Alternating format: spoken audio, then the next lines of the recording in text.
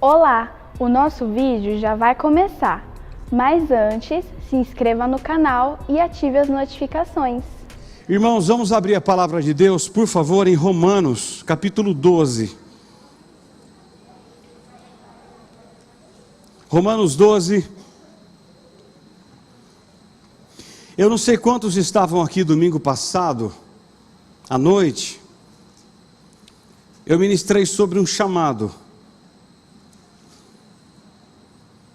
E eu sempre vou na casa do pastor Eloy, na segunda-feira, tomar o café forte dele, louvado seja o nome do Senhor. Café, aleluia, pastor, aleluia. Eu vou lá tomar um café de manhã, aquele café gostoso, e pôr a conversa em ordem. E eu nunca sei o que eu vou ministrar na segunda, às vezes até na terça. Mas o pastor me disse, você fala domingo à noite novamente, e na hora o Espírito Santo me pediu para falar com vocês, dos versículos 3 ao 8. Hoje eu vou falar, irmãos, sobre o corpo de Cristo. Esse texto é formidável, formidável, e eu quero dar continuidade um pouco no que eu falei no domingo passado. Abra a mente, que você fique atento em nome de Jesus. Talvez você está aqui, está com dúvidas ainda do que fazer no corpo, aqui. Talvez o Espírito Santo abra os seus olhos para aquilo que você precisa fazer aqui no corpo. Romanos 12, do 3 ao 8, diz assim: porque pela graça que me foi dada, digo a cada um dentre vós, que não pense de si mesmo além do que convém. Antes, pense com moderação, segundo a medida da fé que Deus repartiu a cada um. A cada quem? A cada um. Porque assim como num só corpo temos muitos membros, mas nem todos os membros têm a mesma função, assim também nós, conquanto muitos, somos um só corpo em Cristo, e membros uns dos outros, tendo, porém, diferentes dons, segundo a graça que nos foi dada. Se profecia, seja segundo a proporção da fé. Se ministério, dediquemo-nos ao ministério. Ou o que ensina, esmere-se no fazê-lo. Ou o que exorta, faça com dedicação. O que contribui, com liberalidade. O que preside, com diligência. Quem exerce misericórdia, com alegria. Pai Celestial, te louvamos nessa noite por tudo até aqui. Te louvamos pelos louvores, pelos dízimos, pelas ofertas. Eu oro agora mais uma vez pedindo que o Teu Espírito Santo faça aquilo que nenhum de nós pode fazer. Fala, e que escutamos a Tua voz, que escutemos a Tua voz, e que saiamos daqui, talvez com algumas dúvidas sanadas em relação ao nosso chamado, e ao corpo de Cristo num todo. Eu quero te louvar por cada pessoa que está aqui nessa noite e te bendizer em Cristo Jesus. Amém, amém. Irmãos, Paulo está se dirigindo aqui aos cristãos que fazem parte da igreja de Roma. Paulo vai descrever aqui o seu relacionamento comparando-os aos membros de um corpo. A ideia central aqui é que cada cristão é parte viva de um corpo ou corpo de Cristo, e que cada um tem uma função espiritual a exercer. Cada um de nós tem uma função espiritual a exercer. Onde? No corpo. Que corpo? Igreja. Corpo de Cristo. Cada cristão tem pelo menos um dom. Escute na introdução. Cada cristão tem pelo menos um dom, como lemos aqui, e como diz 1 Coríntios 1:7. Paulo diz que todo cristão tem pelo menos um dom, e todos nós nunca teremos todos os dons. Vou repetir, todos aqui temos pelo menos um, mas nunca teremos todos. Impossível. Eu devo usar esse dom ou dons que Deus me deu para edificar o corpo e aperfeiçoar os outros membros do corpo que estamos inseridos. Há duas lições nesses versículos lidos nessa noite, para mim, formidáveis. A primeira é que o cristão precisa ter uma avaliação honesta de si mesmo. Nessa avaliação há dois perigos que precisam ser evitados. Os dois estão no versículo 3, acompanhe. O primeiro é o complexo de superioridade. Paulo diz: não pense de si mesmo além do que convém. Não pense de você mesmo além daquilo que convém. Irmãos, nós não podemos olhar para nós no espelho e dizer: quão grande és tu. Não podemos. Eu não posso pensar acerca de mim além do que convém. O que Paulo diz na introdução sobre isso? Não há espaço para soberba, para arrogância e para altivez no coração daquele que foi salvo pela graça. Eu não posso pensar de mim além do que convém. Tudo o que temos é o que recebemos de Deus. Tanto a salvação que recebemos pela fé, como os dons que recebemos para o serviço, são dádivas do Deus triuno.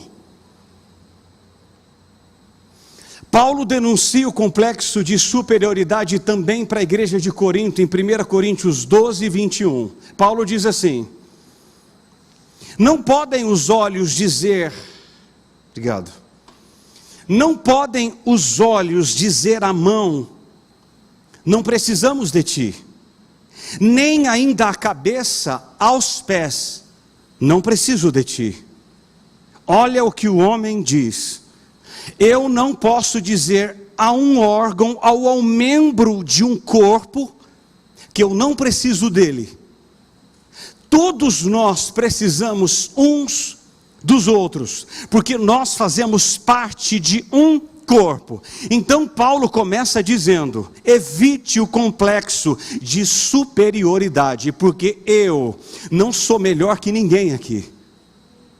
Todos somos iguais.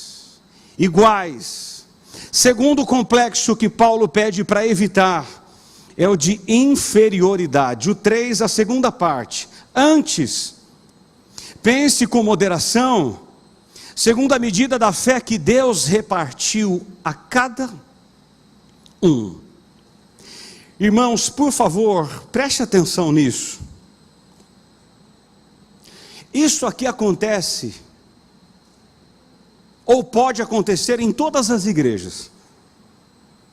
Primeiro, alguns pensam ser aquilo que não são, e outros pensam menos de si.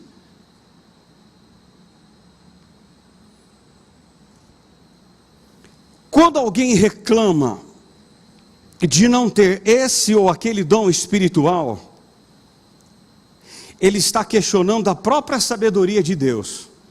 Eu não sei se você ouviu alguém reclamar o seguinte: por que que Deus não me deu o dom dele? Você já ouviu isso alguma vez? Por que que Deus não me deu esse dom? Por que que Deus não fez o que fez comigo em vez dele? Irmão, sabe o que isso quer dizer? Reclamar da sabedoria de Deus. Que Deus não é sábio para repartir os dons na igreja como lhe apraz. Nenhum membro da igreja pode se comparar e nem se contrastar com outro membro da igreja. Deus lhe colocou no corpo como lhe aprouve.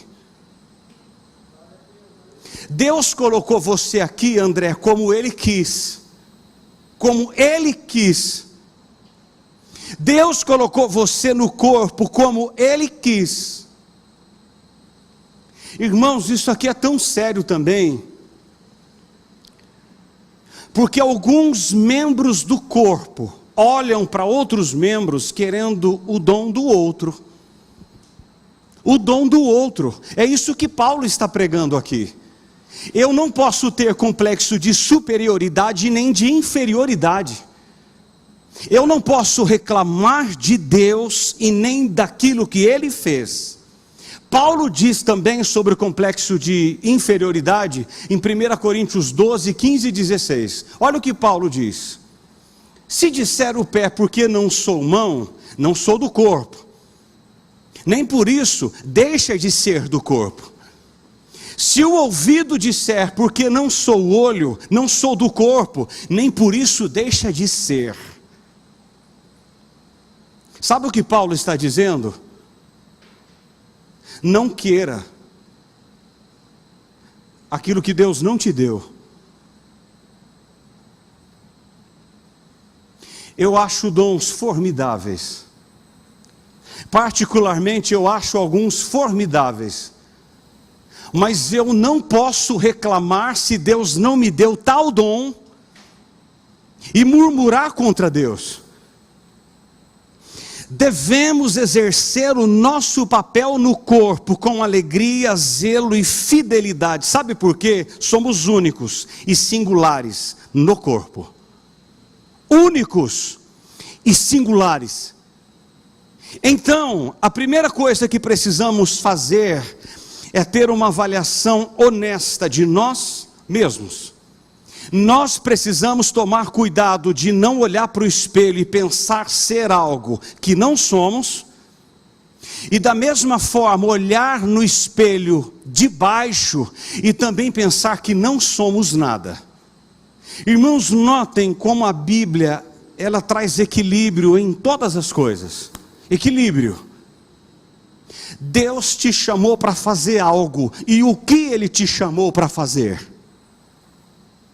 Você está fazendo? Pergunta ao Senhor. Você está fazendo aquilo que Deus lhe confiou a fazer? Você está fazendo? Ou você está sentada nos bancos, vivendo como Zeca Pagodinho, deixando a vida levar? Segundo lugar, é que o cristão tenha uma compreensão correta de seus dons espirituais. Preste atenção aqui também, não perca o foco não. Paulo fala acerca de 4 pontos dos dons que recebemos de Deus. O primeiro é a unidade. Olha o versículo 5, a primeira parte. Assim também nós, conquanto muitos, somos um só corpo em Cristo e membros uns dos outros. Irmãos, o corpo é uno. A principal característica dele é a unidade. Unidade. Todos os que creem em Cristo são um. Fazem parte do mesmo corpo, da mesma família, do mesmo rebanho. Essa unidade não é organizacional e nem denominacional, e sim espiritual. Espiritual. Nós confessamos o mesmo Senhor, dependemos do mesmo Deus, ministramos no mesmo corpo e experimentamos o mesmo batismo. Todos nós, um só. Uno, de unidade. Unidade. A igreja é uma só. O que dá unidade a esse corpo é que estamos ligados ao mesmo cabeça. Quem é o cabeça? Cristo. Ele é o cabeça do corpo. Ele é a cabeça ou o cabeça. E somos arraigados a esse corpo por 2 coisas: espírito e sangue. Espírito de Cristo e sangue do Cordeiro. O que nos faz um é o espírito e o sangue derramado na cruz daquele Cordeiro sem defeito e sem mácula. unidade. Segundo, é a diversidade. O versículo 4 até o 6 nos fala da diversidade. Porque assim como num só corpo temos muitos membros, mas nem todos os membros têm a mesma função. Olha que lindo. Assim também nós, conquanto muitos, somos um só corpo em Cristo e membros uns dos outros, tendo, porém, diferentes dons, segundo a graça que nos foi dada. As marcas das obras de Deus são a diversidade e não a uniformidade. Diversos. Assim como a natureza, assim é também com a graça e com a comunidade cristã. Sabem por quê? Aqui, entre nós, há muitos homens e mulheres, das mais diversas origens, ambientes, temperamentos e capacidades. Deus não exclui nenhum deles. Nenhum. Entretanto, graças a essa diversidade, por meio dela, cada um pode cooperar para o bem do todo. Todos podemos cooperar para o bem do todo. Que todo? Corpo. Que corpo de Cristo. Todos nós. Paulo faz uma pergunta em 1 Coríntios 12:17 assim: se todo o corpo fosse olho, onde estaria o ouvido? E se todo o ouvido, onde o olfato? Espetacular. Sabe o que Paulo está dizendo?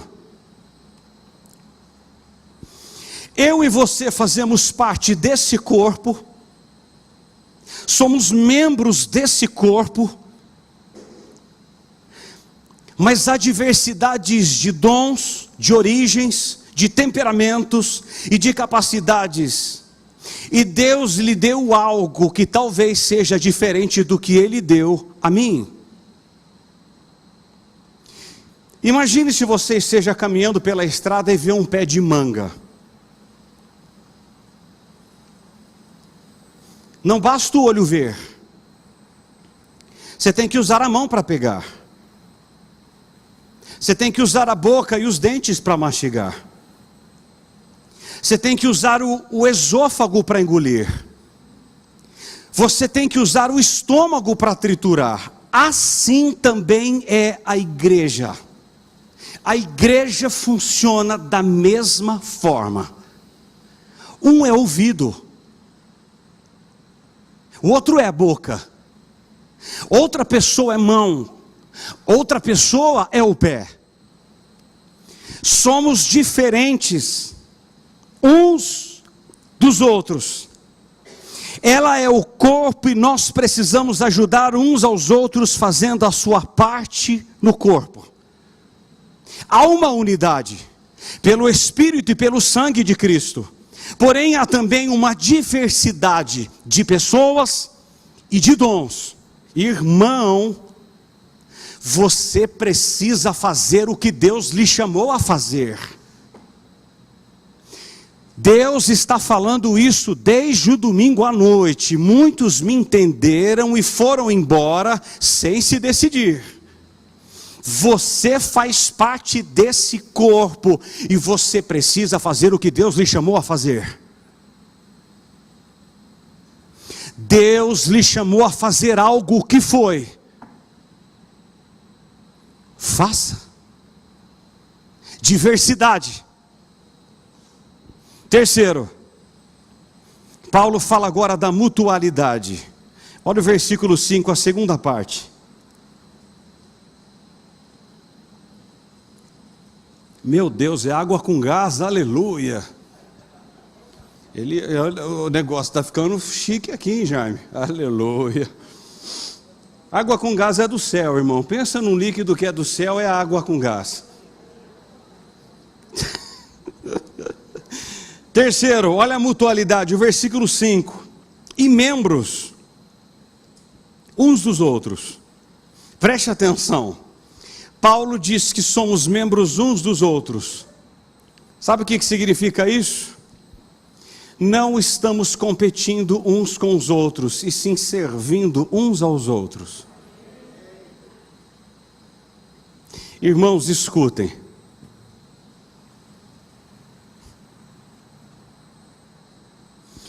Se você for querer competir comigo, vai dar problema.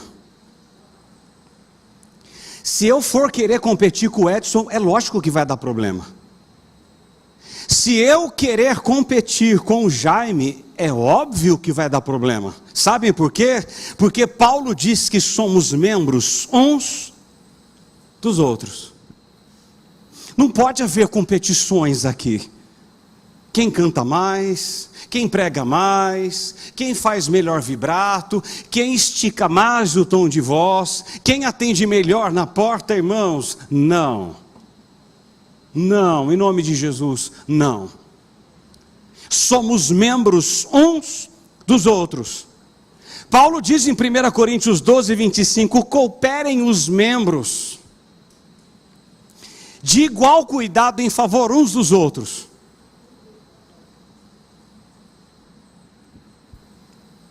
Uns dos outros. Por exemplo, preste atenção. Você às vezes gosta de o paladar de uma comida. Porém, por deficiência da sua saúde, o médico lhe diz, esse alimento não é bom para você. Então você abdica daquele alimento. E por quê? Em benefício do corpo. Entenderam?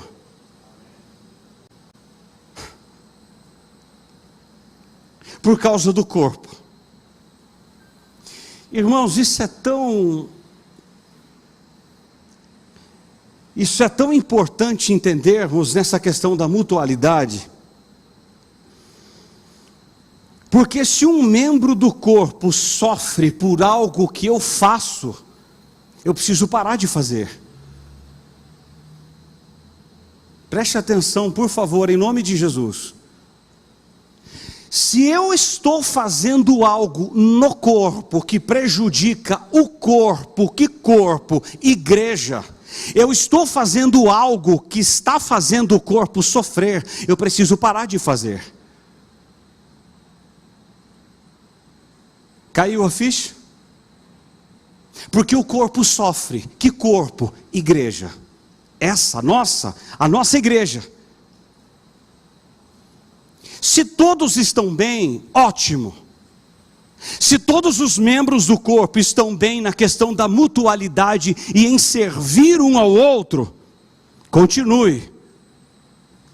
Agora, se o médico que está sentado lá no trono do meio, sabe o médico? É aquele lá. Se o médico diz, pare de comer tal coisa ou beber tal coisa que está prejudicando o corpo, em nome de Jesus, pare. Pare, porque o corpo sofre, o corpo todo sofre. Quarto lugar, Paulo fala agora da utilidade. Dos versículos 6 ao 8 que lemos, Paulo vai falar da utilidade. Irmão, presta atenção. Em Romanos 12, os dons são dados pelo Pai. Em 1 Coríntios 12, os dons são dados pelo Espírito. Em Efésios 4:11, os dons são dados pelo Filho, Jesus. Formidável. A Trindade divide os dons. Pai, Filho e Espírito divide os dons. Os dons aqui em Romanos 12 são divididos em duas categorias: dons de fala e dons de serviço.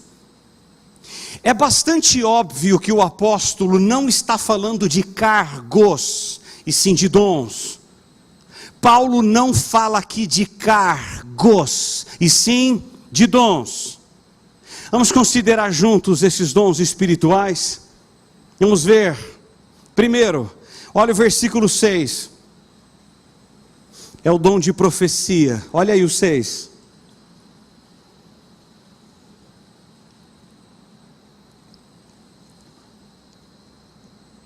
Se profecia,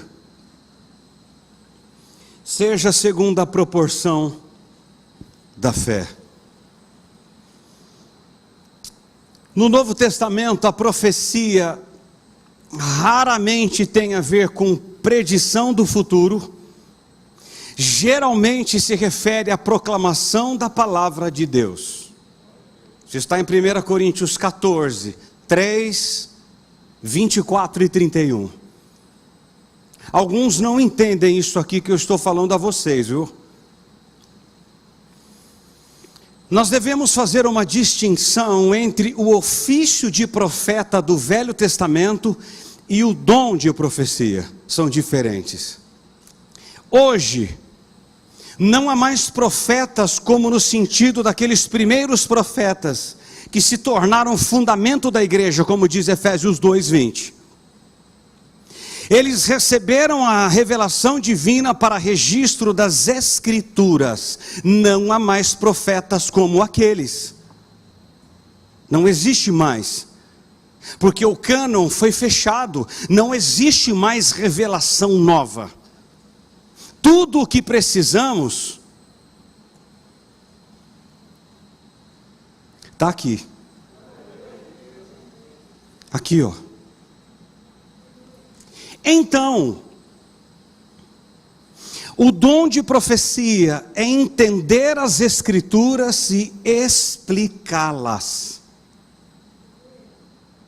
Só isso. É apresentar ao povo as verdades recebidas não por revelação direta, mas pelo cuidado da palavra, o estudo cuidadoso da palavra de Deus, completa e infalível. Paulo diz: se profecia seja segundo a proporção da fé, precisamos entender que a fé aqui não é subjetiva, mas objetiva, ou seja, é o conteúdo geral das Escrituras. Se você profetiza, você precisa profetizar de acordo com a palavra de Deus. Isso é o dom de profecia, entendê-la e explicá-la com fidelidade. Isso é o dom de profecia. Você quer ver? Eu posso profetizar algo a vocês. Vou dar um exemplo. Eu profetizo a vocês nessa noite que o meu Deus, segundo a sua riqueza em glória, há de suprir em Cristo Jesus cada uma das vossas necessidades. Isso é o dom de profecia. Filipenses 4:13. É você entender e explicar a Escritura. Isso é o dom de profecia. Talvez você que está aqui nessa noite tenha esse dom. E você precisa desempenhá-lo. Você ama a Escritura, você estuda a Escritura. E o que você está fazendo sentado no banco, diz o Senhor? Existem classes de escola bíblica dominical. Classes. Você precisa desempenhar esse dom. Segundo, versículo 7, a primeira parte. Eu ia pular um versículo, eu não posso pular. Não posso. 1 Pedro 4,11 nos fala de um texto bem interessante, bem conhecido. Pedro diz assim: se alguém fale de acordo com os oráculos de Deus. O que é falar de acordo com os oráculos de Deus? É pregar o que está na palavra de Deus, só, mais nada. Eu preciso ser bíblico. Nós precisamos ser bíblicos. Bíblico. Esse é o dom de profecia, entendê-la e expô-la e explicá-la. Segundo, agora sim, diz o versículo 7, dom de ministério.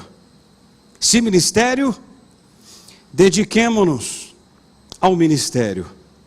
Se a profecia envolve demonstrar o amor de Cristo aos homens pela pregação da palavra, o dom de ministério ou dom de serviço é a diaconia. Implica demonstrar amor às pessoas pelo serviço. Serviço. Irmãos, quem tem esse dom é especialmente prestativo. Sabe alguém prestativo? Ele vê alguém passar, ele já se prontifica. Irmão, precisa de algo? Precisa de ajuda? Você precisa de mim para alguma coisa? Esse é o dom de ministério. É o dom maravilhoso na igreja. Ele está sempre atento e disposto a ajudar e servir, como Marta, em Lucas 10:40. Enquanto Maria ouvia, Marta trabalhava. E eu preciso dizer alguma coisa para vocês: é necessário trabalhar. É necessário ouvir? Sim, é necessário ouvir, mas é necessário trabalhar também. É necessário trabalhar. Marta desejava dar muito ao Senhor. Maria almejava estar muito com o Senhor. Em Marta destaca-se a produtividade, em Maria a receptividade. As duas coisas são necessárias no corpo, tanto a receptividade quanto o trabalho. Diaconia. Em Campinas tínhamos diáconos e diaconisas também. Ambas trabalhavam e trabalhavam muito. Tanto o homem quanto a mulher. Em nome de Jesus, se você que está aqui tem esse dom, se disponha. Se disponha. Viu uma água que foi trazida aqui para mim? Diáconos. Dom de ministério. Dom de fazer. De trabalhar. É necessário. Terceiro. Olha o terceiro dom. É o dom de ensino. Ou o que ensina, esmere-se no fazê-lo. Irmãos, presta atenção em algo aqui. A mensagem de Cristo não deve ser apenas proclamada, mas explicada. Explicada. Eu amo Atos 8.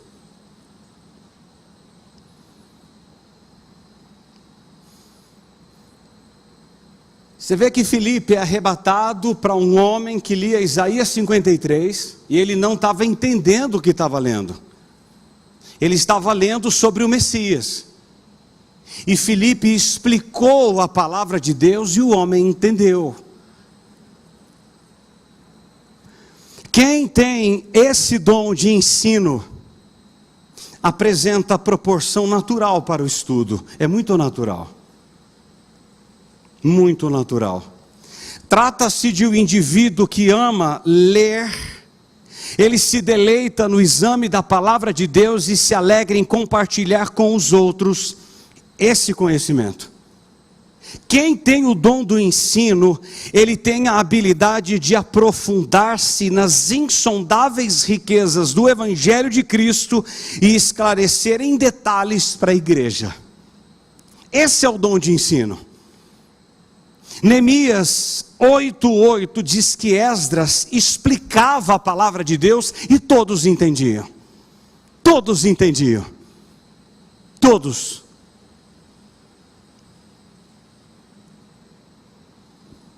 Maravilhoso esse dom. Eu oro para que esse dom exploda nos púlpitos. Porque hoje, irmãos, a coisa está muito rasa nos púlpitos das igrejas. Dá dó de ver. Pessoas passam fome. Fome. Porque não têm o que comer nos púlpitos de muitas igrejas. Elas falam, eu quero comida. E não tem, porque falta pão na casa do pão. Não tem pão em Belém. E o povo passa fome, porque não tem alimento nos púlpitos e nem na escola bíblica dominical. Fome. Você tem o dom de ensino? Você tem? Por que você está no banco? Pergunta ao Senhor. Tem medo de críticas? Tem medo de fazer? Você tem medo de alguém não gostar e criticar você? Ensino, dom de ensino. E eu não preciso nem ser profeta para dizer uma coisa dessa. Mas há pessoas aqui no nosso meio que têm esse dom e estão no banco. Banco. Assim diz o Senhor. Banco. Foi frustrada em outras igrejas, foi frustrada por circunstâncias, e ela chegou a uma conclusão, sabe qual foi? O melhor lugar é o banco, e Deus te diz, o melhor lugar é exercer o que Deus lhe chamou a fazer.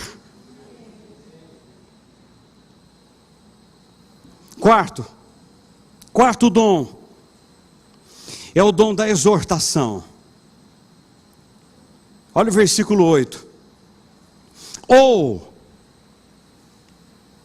o que exorta, faça-o com dedicação. Irmão, se o ensino se dirige ao entendimento, a exortação é dirigida à consciência e às emoções.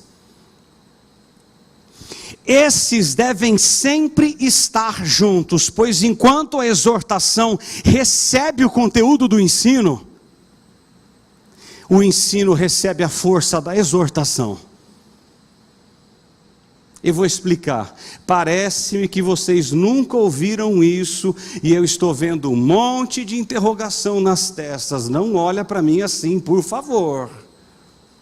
Por favor. O dom de exortação é a habilidade de estar do lado de uma outra pessoa para encorajá-la, fortalecê-la e consolá-la. Irmãos, dom de exortação não é descer o pau. Me perdoe o português. Não é. Não é. A palavra exorta aqui é noutesia.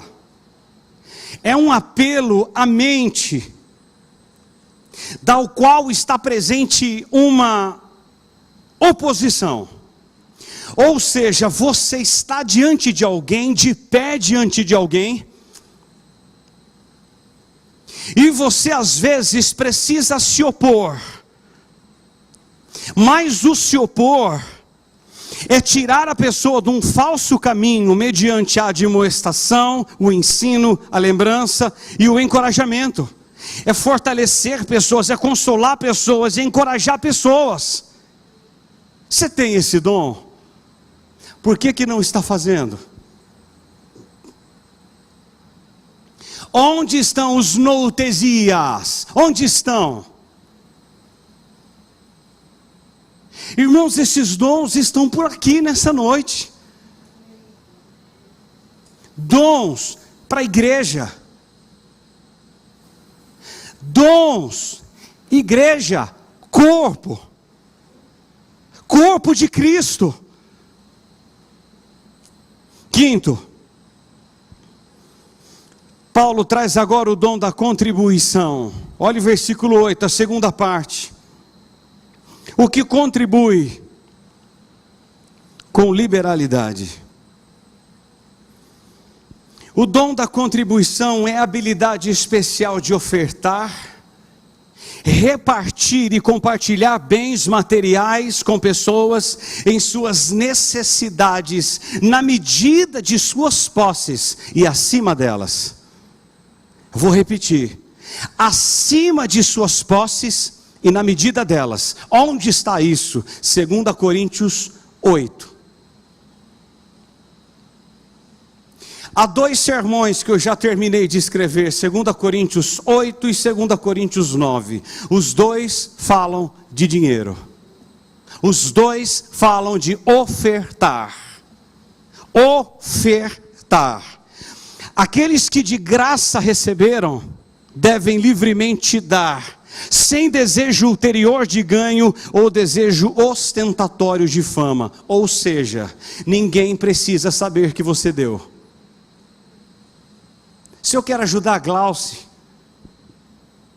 ninguém precisa saber. Se eu quero ajudar um irmão aqui, ou algum irmão aqui, quer no final do culto me procurar e falar assim: pastor, enquanto o senhor ministrava de contribuição, o Espírito Santo com E maiúsculo tocou meu coração e me pediu para lhe ofertar R$1.000. Aleluia.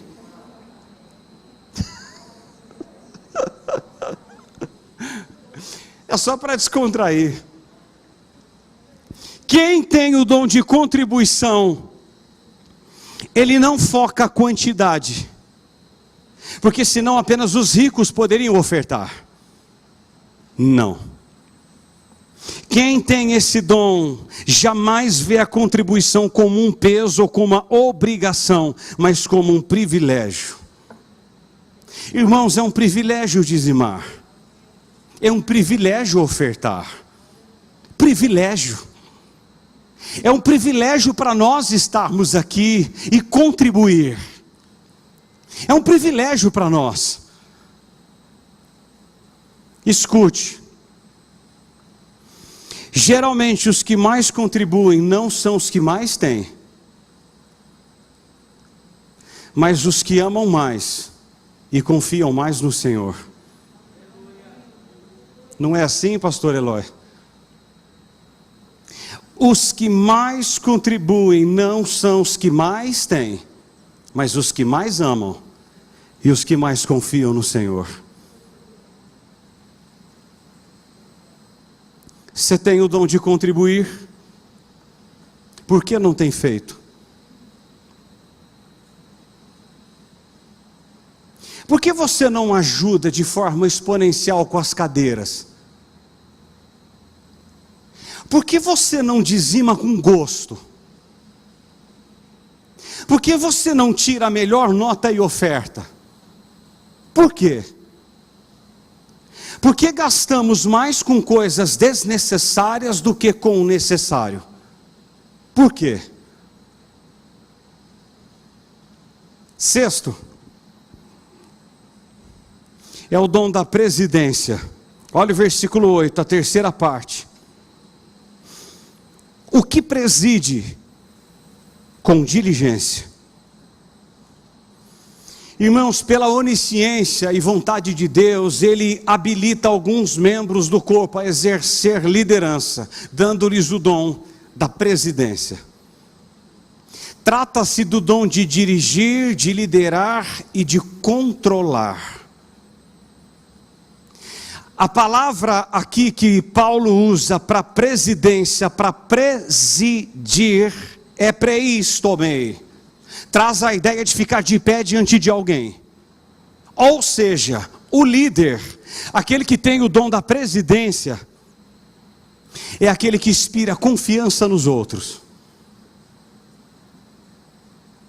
Olha, nós poderíamos parar só por aqui. Eu vou fazer uma pergunta: você tem esse dom? Então, você precisa ser digno de confiança. Eu preciso ser digno de confiança. É aquele que está disposto a sofrer e correr riscos, a enfrentar perigos, para enfrentar e defender os seus liderados. Riscos.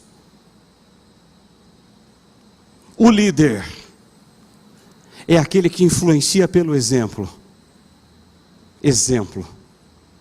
Dom da presidência. Você fala assim: mas pastor, então só pastor tem esse dom? Absolutamente não. E eu vou dizer uma coisa, escutem. Há líderes aqui, que estão no banco, e não estão fazendo o que Deus chamou a fazer. Deus pergunta por quê? Quem chamou? Deus. Ele te deu esse dom. Use-o para a glória de Deus. Último lugar. Paulo fecha essa lista de Romanos 12 com um dom da misericórdia. Quem exerce misericórdia com alegria. O dom de misericórdia é aquele que leva o cristão a envolver-se com os aflitos e socorrê-los em todas as suas angústias. E ele faz isso com espontaneidade e alegria. O dom de misericórdia é lançar-se na miséria do outro, é sofrer com o outro, é ter empatia. Irmãos, para mim, o texto mais forte no que diz respeito à empatia e misericórdia está em Lucas 10, dos versículos 33 ao 35. Esse texto fala-nos da filosofia do samaritano. E qual é a filosofia dele? Misericórdia. Misericórdia. Esse samaritano, mesmo sendo odiado pelos judeus, escuta, hein? Odiado pelos judeus, ele para, ele chega perto, ele aplica óleo e vinho nas feridas do semi-morto, tira-o do lugar do perigo, leva-o para uma hospedaria e paga o seu tratamento. Isso é dom de misericórdia. É sofrer com o outro. É entrar na dor do outro. É sofrer com o outro. É Romanos 12, 15. Chore com os que choram. Alegre-se com os que se alegram.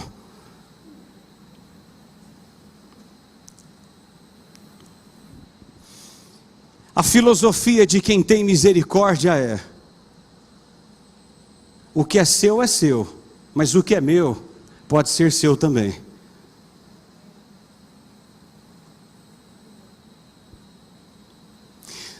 Ah, que Deus derrame desse dom na nossa vida. Já pensou, pastor, o que é do Senhor é o do Senhor, e o que é meu é do Senhor também? Olha que filosofia maravilhosa. Hein, irmãos? O que é seu, mas o que é meu pode ser seu também. Eu termino.